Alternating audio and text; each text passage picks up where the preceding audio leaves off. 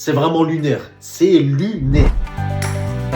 On a perdu les refs. On a perdu. On est éliminé en quart de finale contre une excellente équipe du Nigeria. Franchement, très fort dans l'impact. Tactiquement, physiquement, même techniquement, ils étaient meilleurs que nous. Petkovic, franchement, il a fait les mauvais choix dès le départ. Il a fait vraiment les mauvais choix dès le départ.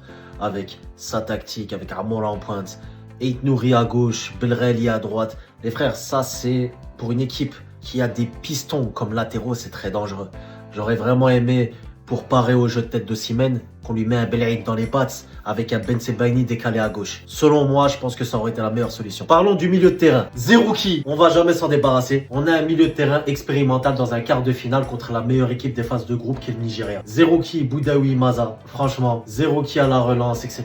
C'est ultra compliqué. Je comprends pas du tout pourquoi on n'a pas joué avec un Abdelli. C'est vraiment lunaire. C'est lunaire. On a, contre le Congo, perdu Benasser. On a fait rentrer Abdelli. T'avais pas fait rentrer Zerouki. Pourquoi sur ce match tu nous mets Zerouki?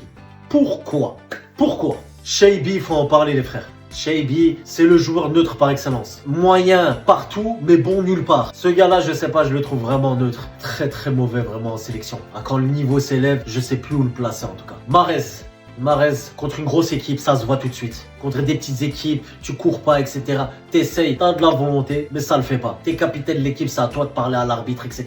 Tu le fais pas. Pose-toi les bonnes questions, ça fait plusieurs cannes qu'on te le dit de suite. Mais là, c'est la fois de trop, je trouve. Amoura en pointe. Alors là, les frères, sincèrement, je sais pas ce qu'a voulu faire Petkovic. En partant peut-être sur des seconds ballons. Les Nigérians sont pas bêtes. Mais Amoura, seul en pointe contre des Golgoth, ça n'a strictement rien à faire. Bounjah aurait été beaucoup plus utile. Là les frères, je suis obligé de parler de ce mec, c'est de l'arbitre. On a été vraiment mauvais contre le Nigeria, faut se le dire. Mais on n'a pas été arbitré correctement. C'est un gars ultra vicieux. Ce gars-là, il sifflait des fautes pour nous, vraiment des fautes. Mais chez nous, chez eux, jamais. Il donne des cartons jaunes chez nous. Chez eux, le premier à la 70e minute. Non les frères. Et en plus, dès les 50 premières secondes, il siffle un coup franc directement pour le Nigeria. Non les frères, une fois qu'on touche un joueur du Nigeria, directement, il y a faute. Un joueur du Nigeria fait faute sur nous, il récupère le ballon. Non, il n'y a pas faute jouer. Les frères, on peut pas jouer contre plus fort que nous, avec des joueurs justement qui méritent pas d'être dans le 11 titulaire.